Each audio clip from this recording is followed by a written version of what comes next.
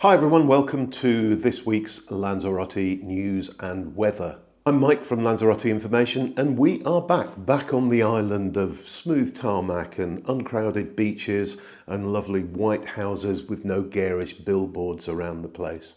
But we're also back with our normal news and weather bulletin. That means we'll be having the useful Spanish word of the week somewhere in the middle of this bulletin, and then towards the end I'll be giving you 3 things you could be doing if you're on the island over the next 7 days. But let's start off by talking about the weather, and boy, it has been really hot this week. We had a red alert for high temperatures which started on Sunday and ended on Tuesday. We arrived back on the island on the ferry on Sunday late afternoon, sort of 5ish, something like that. We were a bit shocked because we drove off the ferry and the outside temperature in Arrecife was 42 degrees. As we drove inland, it increased to 44 degrees. And what happened during Sunday was that we had a temperature inversion. So the highest temperatures were along the middle part of the island. That means Aria, Teguise, San Bartolome, Tinajo, places like that. Down on the coast, it was a little bit cooler, maybe 38, 39 degrees. But it was super hot, and overnight on Sunday night the temperature outside our house didn't drop below 30 degrees. Monday was also very hot, again with that those places in the centre of the island recording over 40 degrees, and it gradually started to cool down on Tuesday, and here we are now back to what I would call normal summer temperatures, low to mid 30s depending upon where you are, which makes it a typical summer here in Lanzarote. But let's get on with the news now, and the first story concerns a drone which actually shut down the runway at the airport here on Wednesday morning for about 40 minutes. And this drone was hovering around over the beach in the area of the final flight path onto runway 03. The Guardia Civil are going after whoever was flying it, and they hope to find him or her. The fines are absolutely massive for flying a drone near an airport, so it's just the most stupid thing you can possibly do. And there's a possibility as well that, as well as a fine of several thousand euros, they could end up with costs being charged to them for the delays caused to the flights that couldn't take off or land in that period. It's worth mentioning here that we have pretty strict drone laws on the island, and there are very few places on Lanzarote you can legally fly a drone. So do search for drones on our website, Lanzarote Information, and you'll see we've placed a map there showing you where you can and cannot fly your drone. It's also illegal in Spain to fly drones over private houses, private land. I guess a lot of people don't know this because we often have drones flying over our garden, and whilst it's not the end of the world, it's pretty irritating when you're sitting down trying to relax and enjoy some sunshine and a cold drink, and you hear this sort of buzzing noise going on around above you.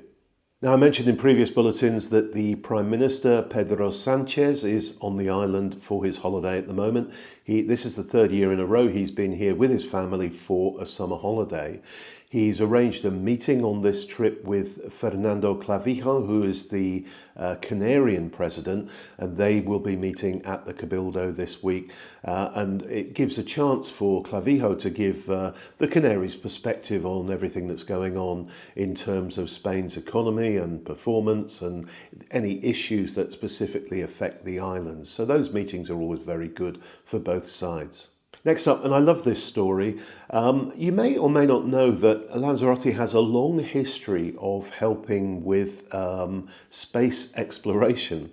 And it's because of our terrain. It so much resembles other planets like the Moon and Mars. I know the Moon isn't strictly a planet. That it's often been used over the years, going right back to the first lunar expeditions where they tested spacesuits, and the lunar rover was also tested here.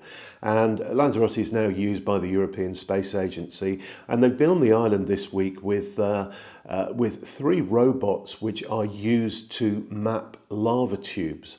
And there are lava tubes on the Moon and also on Mars that they want to explore and understand.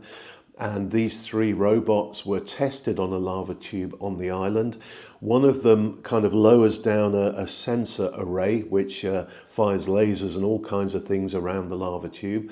Another one drives around on the surface using ground radar to try and better map the tube. And the third, a small one, actually goes down into the tube to film it and map it as well. And with all the data those 3 robots collect, they can produce a really accurate 3D model of the lava tube. So they've been practicing here, and at some time in the future, presumably they will be going off to do a similar job on the moon or on Mars. We had news this week that there were really long queues at Timan Fire again, particularly on Tuesday, with people waiting to go and visit the Fire Mountains. There were queues of several kilometres long coming up from the Playa Blanca end, trying to turn into Timan Fire. For some reason, the Cabildo hasn't yet implemented the booking system where you book a time slot. I don't know what the issue with that is, but it's very frustrating. My message to you is, if you are planning to go to Timan Fire in your hire car, then either go first thing in the morning or just after lunch, because the really busy time when all the coaches arrive is kind of from 10:30 until about 1 o'clock. Now, in last week's bulletin, I mentioned that Famara Beach had been closed for a couple of days due to the presence of blue dragons. These are very small, sort of 3 centimetre long nudibranchs that eat jellyfish and then collect and store their stings and then apply them to anything they touch through their sort of fingers. They're beautiful looking things, but they're quite scary because they concentrate those stings, and they won't kill you, but they will cause some severe pain if they do sting you. Well, they've disappeared now from Famara, and they rocked up this week in Playa La Garita in Arrieta. So the beach was closed for 24 hours there as well until they went off on their way and back out to sea. We don't get these things very often here. I remember them only once over the previous 25 years. But when they do arrive, the authorities are very quick to close a beach to make sure nobody gets stung. And in this case, nobody was stung. And they've now gone away, so we can all relax about blue dragons on the beaches. Now, we've talked about queues at Timan Fire, and there's a lot of drama going on at the moment online, and lots of clickbaity videos and stuff like that about the EES, the entry-exit system, which comes into place across the Schengen zone on the 12th of October. And the Chamber of Commerce here, the President of the Chamber of Commerce, has expressed his hope that the Cabildo are making sure that everything is in place to make this transition to the EES system as smooth as possible from the 12th of October. Now, the issue we've got here is that our airport was never really designed for a lot of non-Schengen passengers. Within the Schengen zone, we all enjoy freedom of movement, so we're able just to cross into borders without any issues at all. And for the whole time the airport has been used up until a few years ago, 95% of the passengers were Schengen, so that they could just walk off the aircraft like they walk off a bus and into the airport and on to Lanzarote. Our issue in Lanzarote is that more than half of our visitors are actually coming now from outside the Schengen, or from outside the European Union. Therefore, they need more immigration controls than those of us who travel within Schengen. So the EES system, the reason everyone's worried that it's going to cause queues from the 12th of October is that on everyone's first visit to the Schengen zone from outside the EU, they will need to have their photos taken and their fingerprints taken. I think it's actually all going to work relatively smoothly. And the good news is that beyond that first visit, it should be really straightforward, because the system will have your photo, the system will have your fingerprints, and you should just be able to slap your passport on the scanner and the gates will open and you will be through. I will be making a video on this subject, just a really short sort of 3 to 5 minute video that says this is what you're going to have to do on the first visit, this is how it will work on second visits, and so on. So look out for that. Now, if you really enjoy these videos, and I hope you do, you might want to consider becoming a subscriber to our weekly newsletter. I've been writing the newsletter since 2008 and I've never missed an edition.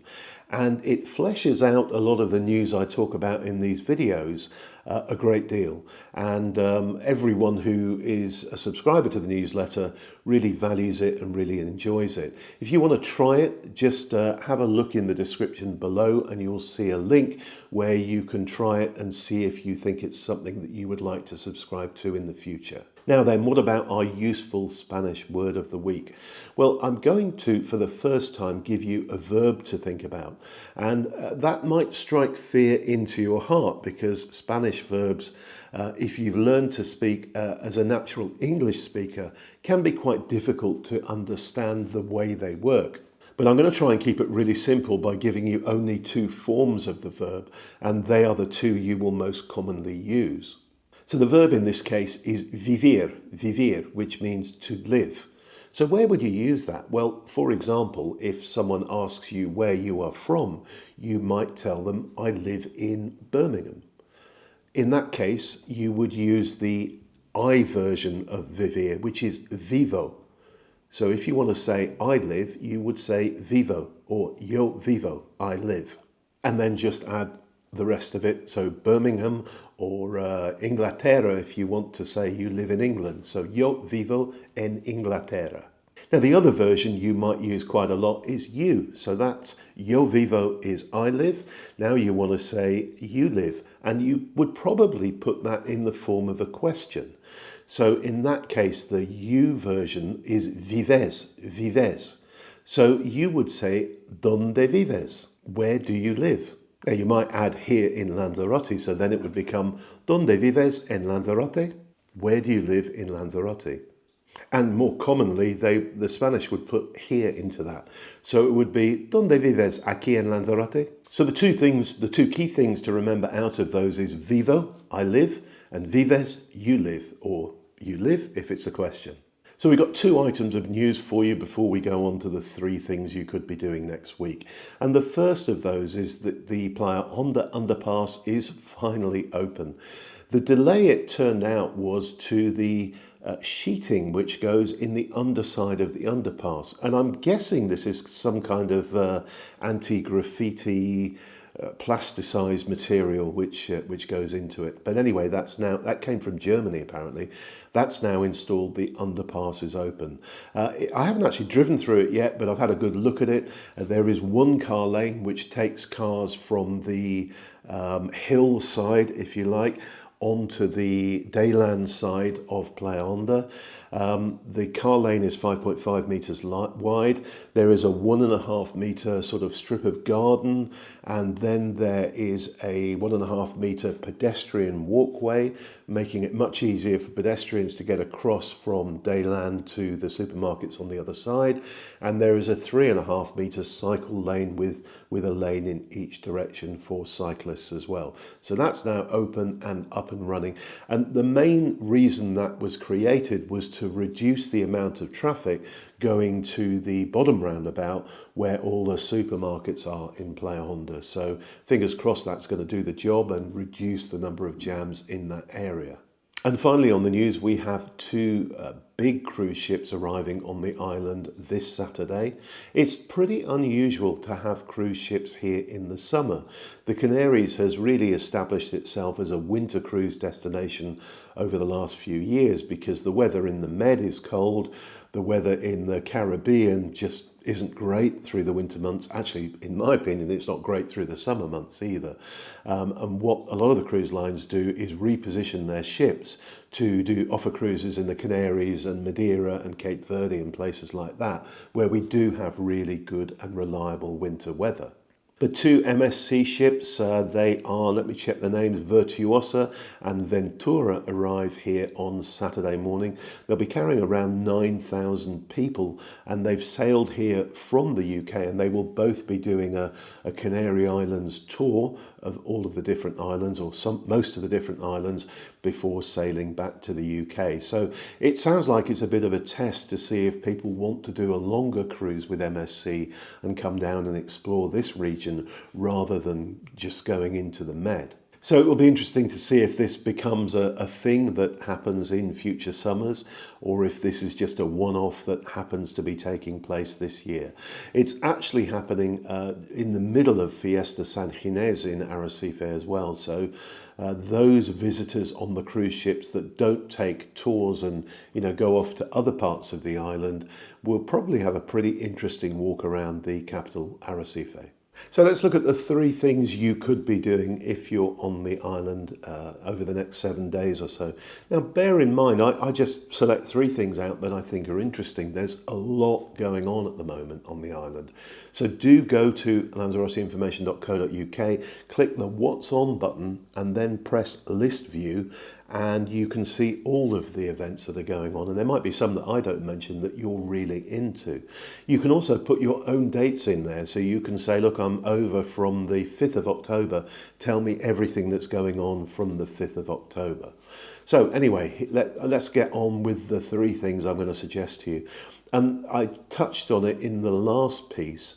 It is Fiesta San Ginés in Arrecife at the moment, and it is the biggest fiesta for, obviously it's the capital. Something is going on pretty much every day. Well, not pretty much, something is going on every single day now from the 16th of August right the way through to the 25th of August. And if you go to lanzaroteinformation.co.uk, just search for Ginés, that's Gines, and you'll find our post, which has got the full programme of every single event going on during the day. Susanna has done a fantastic job of translating that massive programme from Spanish into English. And I'm just going to glance down at it and pick out 1 or 2 things that are going on, but there is, as I said before, something every single day. Every day there are beach activities which will include beach volleyball and kayaking and beach football, bouncy castles for the kids, slides and giant water slides as well. There are Canarian Bowls tournaments, there's outdoor cinema, there are food trucks serving traditional Canarian food. There are lots and lots of live music concerts on the stage set up on the beach right by the Arrecife Grand Hotel. There are orchestral performances, folklore performances. It just goes on and on and on. I'm not going to bore you by listing more out. Go and have a look at that post San Ginés on Lanzarote Information and pick an event that you quite like the look of and go along and enjoy that. Next up is an event called Macra Beer. I picked this because it's just so unusual and it's such a weird kind of combination of things. And it's a combination, Macra Beer is a combination of macrame and beer, as you would imagine. And it's being organised by the Cerveza Malpaís, who are the craft brewery in Tinajo. And for those of you who don't know, and I didn't, macrame is the art of creating things from kind of woolen threads. So it might be placemats on the table, it might be aprons, all kinds of things like that. And it's a combination of enjoying beer and learning how to do macrame. And I'll read to you what they've said on their publicity material. It's Macra Beer is not toast and disconnect. You will learn macrame while tasting our craft beers at Malpaís in Tinajo. It includes materials, guided tasting of our beers and snacks to pair them correctly. This event costs €35. It takes place on the 21st of August, which is next Thursday, and it will be on from 5 o'clock in the evening. So the brewery is well worth a visit anyway, and they sell their beers in the bar there. So even if you're not here for that, do go along and visit and try some of their excellent beers. And finally, for things to do in the next 7 days, next Saturday the 23rd, there is a Malva Soul event going on at Amora in Puerto Calero. Now, Amora is that really beautiful colonial looking building in Puerto Calero, and they hold these events every now and then, and they're always really, really good. It's kind of a music, food, chill out vibe to it. It runs from 3:30 in the afternoon to until 11:30 at night. It costs €35. The three big acts they've got on there are Mr. Paradise, Emma Play, and the Piri Experience. I certainly know the name Emma Play, but I don't know the other two. But it will be a really, really good music experience taking place next Saturday at Amora in Puerto Calero. So that's it for this week. It's good to be back. I hope you're pleased to have me back on the island. Thank you so much for watching. If you liked this video, please give us a like. If you've got a question or a comment about anything, just leave it in the comments below. I read every single one of them and I'm always happy to answer your questions. Don't forget to check out our newsletter in the link below in the description.